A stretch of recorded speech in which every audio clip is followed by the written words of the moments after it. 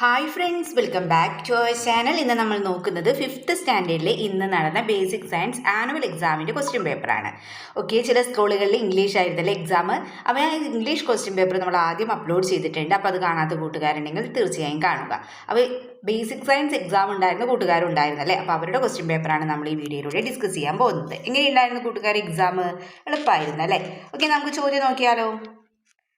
ഒന്നാമത്തെ ചോദ്യം, ഊർജ്ജത്തെ നമുക്ക് കാണാൻ കഴിയില്ല, നമുക്ക് അനുഭവിക്കാൻ കഴിയുന്ന ഊർജ്ജ രൂപങ്ങളുടെ പേരെഴുതുക എന്നാണ് എഴുതിയിട്ടുള്ളത് അല്ലേ. എന്തൊക്കെയാണ് നമുക്ക് അനുഭവിക്കാൻ കഴിയുന്ന ഊർജ്ജ രൂപങ്ങൾ? പ്രകാശോർജ്ജം, താപോർജ്ജം, ശബ്ദോർജ്ജം, വൈദ്യോർജ്ജം, ഇതൊക്കെ എന്താണ്? നമുക്ക് കാണാൻ കഴിയില്ല, പക്ഷെ നമുക്ക് അനുഭവിക്കാൻ കഴിയുമല്ലേ. അപ്പോൾ ഏതെങ്കിലും ഒന്ന് എഴുതിയാൽ മതി. പ്രകാശോർജ്ജം ഉണ്ട്, താപോർജ്ജം ഉണ്ട്, ശബ്ദോർജ്ജം ഉണ്ട്, ഇവയൊക്കെ നിങ്ങൾക്ക് എഴുതാവുന്നതാണ്. ഓക്കെ, ഇത് നെക്സ്റ്റ് ക്വസ്റ്റ്യൻ നോക്കാം നമുക്ക്. അടുപ്പിൽ വിറക് കത്തുമ്പോൾ ഉണ്ടാകുന്ന താപനഷ്ടം കുറയാൻ എന്തെല്ലാം കാര്യങ്ങൾ ചെയ്യാമെന്നാണല്ലേ ചോദിച്ചിട്ടുള്ളത്. എന്തൊക്കെ ചെയ്യാം നമുക്ക്? വിറക് ഉണക്കി ഉപയോഗിക്കുക, അതുപോലെ തന്നെ എന്താണ്, പുകക്കുള്ളിലുള്ള അടുപ്പുകളോ മെച്ചപ്പെടുത്തിയ അടുപ്പുകളൊക്കെ ഉപയോഗിക്കുക അല്ലേ. അതുപോലെ പാത്രങ്ങൾ മൂടി വെച്ച് പാകം ചെയ്യുക. ഈ താഴെ നൽകിയിരിക്കുന്ന ഇന്ധനങ്ങളെ അവയുടെ അവസ്ഥയ്ക്കനുസരിച്ച് കൂട്ടങ്ങളാക്കുക എന്നാണല്ലേ പറഞ്ഞിട്ടുള്ളത്. അപ്പം ഇതിൽ ഖരം, ദ്രാവകം, വാതകം അല്ലെ. ഖരത്തിൽ ഏതൊക്കെ വരും? വിറകും കൽക്കരിയൊക്കെ ഏതാണ്? ഖരമാണല്ലേ. ഇനി ദ്രാവകത്തിൽ മണ്ണെണ്ണ ഉണ്ട്, ജെറ്റ് ഫ്യൂവൽ ഉണ്ട്, നാഫ്തയുണ്ട്. അതൊക്കെ എന്താണ്? ദ്രാവകമാണ്. ഇനി വാതകത്തിൽ ബയോഗ്യാസും LPG. ഓക്കെ, മനസ്സിലായല്ലോ. ഓക്കെ, ഇനി നോക്കൂ, താഴെ തന്നിട്ടുള്ള പ്രസ്താവനകൾ വായിച്ച് ശരിയായവ എടുത്തെഴുതുക. പ്രസ്താവന 1, സസ്യങ്ങൾ ശ്വസനത്തിനായി ഓക്സിജൻ ഉപയോഗിക്കുന്നില്ല എന്ന് പറഞ്ഞിട്ടുണ്ടല്ലേ. ഓക്കെ, സസ്യങ്ങൾ, ചെടികൾ പ്രകാശ സംശ്ലേഷണത്തിന് കാർബൺ ഡൈ ഓക്സൈഡ് ഉപയോഗപ്പെടുത്തുന്നു എന്ന് പറഞ്ഞിട്ടുണ്ടല്ലേ. അതിലെ പ്രസ്താവന 2 ശരിയാണല്ലേ. പ്രസ്താവന 2 ശരിയാണ്.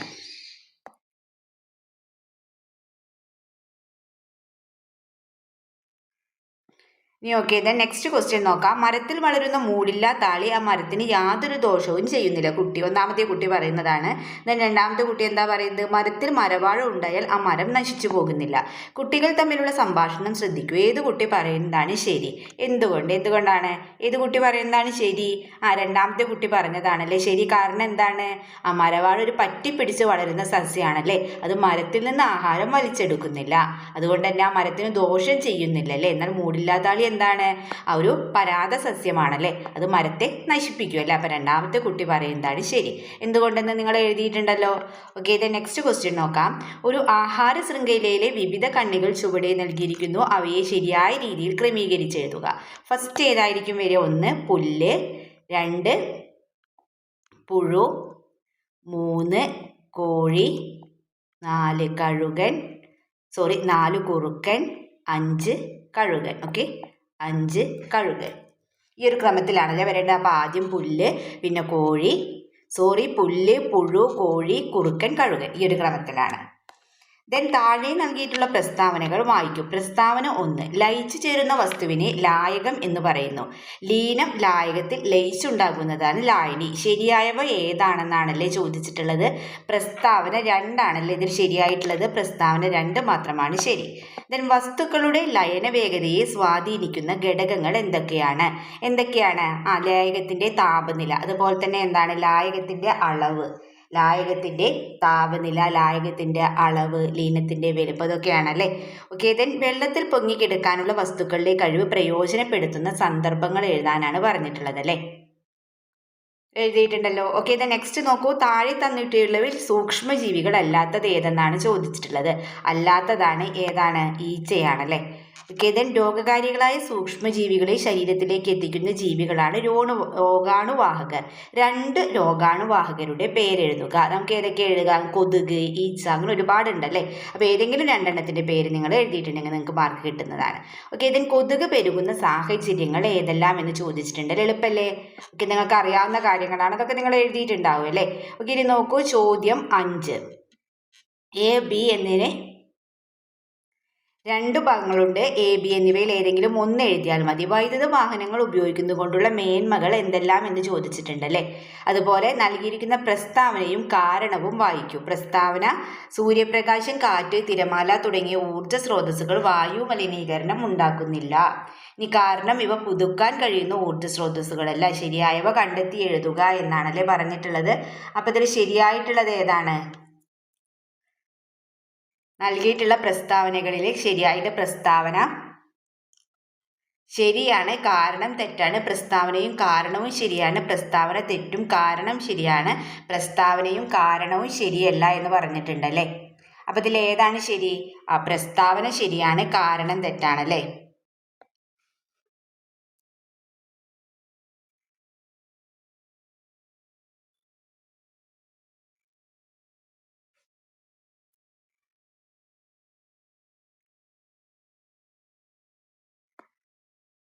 ഒന്നാമത്തെ എന്താ കൊടുത്തിട്ടുള്ളത്? സൂര്യപ്രകാശം, കാറ്റ്, തിരമാല തുടങ്ങിയ ഊർജ്ജ സ്രോതസ്സുകൾ വായു മലിനീകരണം ഉണ്ടാക്കുന്നില്ല. കാരണം ഇവ പുതുക്കാൻ കഴിയുന്ന ഊർജ്ജ സ്രോതസ്സുകളല്ല എന്നാണല്ലേ കൊടുത്തിട്ടുള്ളത്. ഓക്കെ, ഇനി ബയോഗ്യാസ് പ്ലാന്റ് കൊണ്ടുള്ള ഗുണങ്ങൾ എന്തെല്ലാമാണ് ചോദിച്ചിട്ടുണ്ടല്ലേ. എന്തൊക്കെയാണ്? ജൈവ മാലിന്യങ്ങൾ സംസ്കരിക്കാൻ കഴിയുന്നു, അതുപോലെ തന്നെ പാചകവാതകമായിട്ട് നമുക്ക് ഉപയോഗിക്കാൻ കഴിയുന്നല്ലേ. പ്ലാന്റിൽ നിന്നുള്ള അവശിഷ്ടം മികച്ച ജൈവവളമായിട്ട് ഉപയോഗിക്കാം. പരിസര ശുചിത്വം നിലനിർത്താൻ സഹായിക്കുന്നു അല്ലേ.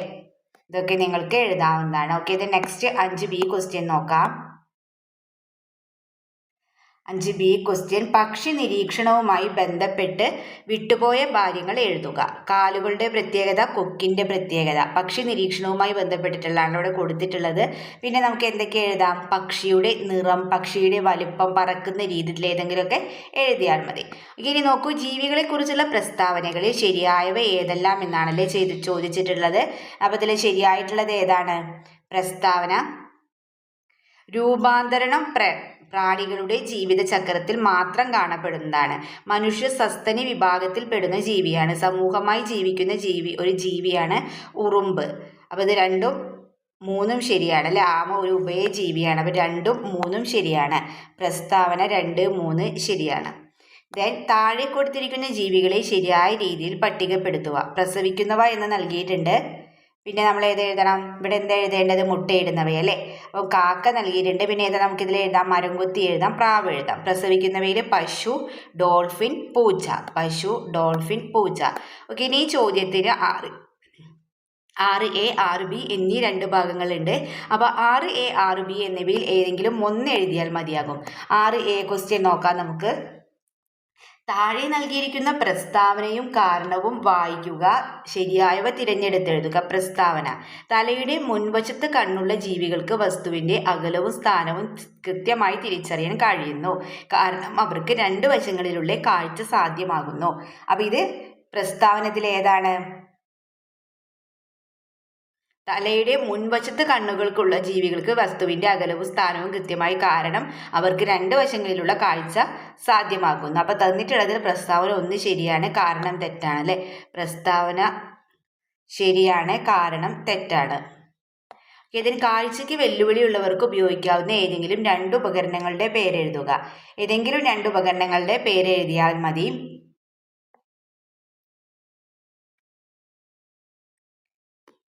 വെളുത്ത വടി, വൈറ്റ് കെയിൻ എഴുതാം. അതുപോലെ തന്നെ ബ്രെയിലി ലിപി എഴുതാം. അതുപോലെ ടോക്കിംഗ് വാച്ച്. ഇതിൽ ഏതെങ്കിലും 2 എഴുതിയാൽ മതി. ഓക്കെ, ഇത് നെക്സ്റ്റ് ക്വസ്റ്റ്യൻ നോക്കാം.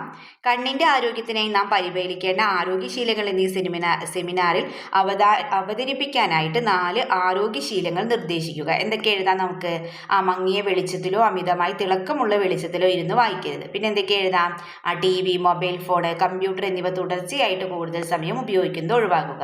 അതുപോലെ വിറ്റാമിൻ A ധാരാളമായി അടങ്ങിയിട്ടുള്ള ഭക്ഷണങ്ങൾ ആഹാരത്തിൽ ഉൾപ്പെടുത്തുക. കണ്ണിൽ പൊടിയോ മറ്റോ വീണാൽ അമർത്തി തിരുമാതെ പച്ചവെള്ളം ഉപയോഗിച്ച് കഴുകുക. അപ്പോൾ ഇതുപോലൊരു 4 നിങ്ങൾക്ക് എഴുതാവുന്നതാണ്. 4 ആരോഗ്യശീലങ്ങൾ എഴുതാവുന്നതാണ്. അല്ലെങ്കിൽ എന്താണ്?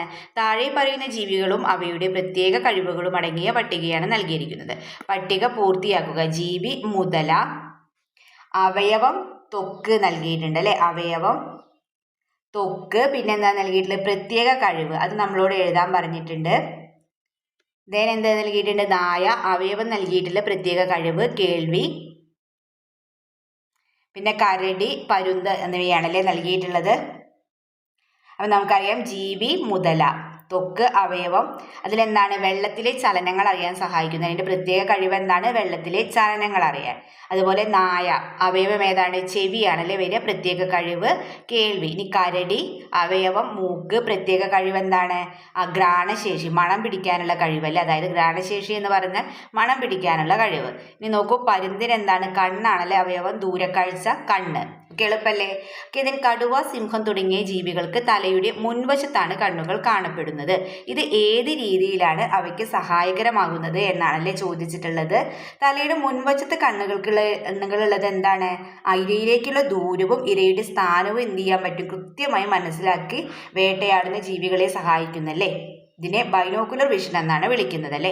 അപ്പോൾ കടുവ, സിംഹം തുടങ്ങിയ ജീവികൾക്ക് തലയുടെ മുൻവശത്താണ് കണ്ണുകൾ കാണപ്പെടുന്നത്. ഏത് രീതിയിലാണ് അവയ്ക്ക് സഹായകരമാകുന്നത്? അവയുടെ തലയുടെ മുൻവശത്ത് കണ്ണുകളുള്ളത് ഇരയിലേക്കുള്ള ദൂരവും ഇരയുടെ സ്ഥാനവും എന്ത് ചെയ്യാൻ സാധിക്കുന്നു? കൃത്യമായിട്ട് മനസ്സിലാക്കാൻ വേട്ടയാടുന്ന ജീവികളെ സഹായിക്കുന്നു. ഇതിനെ ബൈനോക്കുലർ വിഷൻ എന്ന് വിളിക്കുന്നു. ഇനി താഴെ പറയുന്നവയിൽ കണ്ണിനെ ബാധിക്കാത്ത രോഗം ഏതെന്നാണല്ലേ ചോദിച്ചിട്ടുള്ളത്. ഏതാണ്? യെസ്, എക്സിമയാണ്. എക്സിമ. ഓക്കെ. അപ്പോൾ ഇത്രയും ക്വസ്റ്റ്യൻസ് ആണല്ലേ ഉണ്ടായിരുന്നത്. എല്ലാ ക്വസ്റ്റ്യൻസും നമ്മൾ ഡിസ്കസ് ചെയ്ത് കഴിഞ്ഞു. അപ്പോൾ നിങ്ങൾക്ക് വീഡിയോ യൂസ്ഫുൾ ആയി തോന്നുകയാണെങ്കിൽ തീർച്ചയായും ലൈക്ക് ചെയ്യുക, കമൻറ്റ് ചെയ്യുക. ഓക്കെ, നമുക്ക് മറ്റൊരു വീഡിയോയുമായി വീണ്ടും കണ്ടുമുട്ടാം. Okay, by.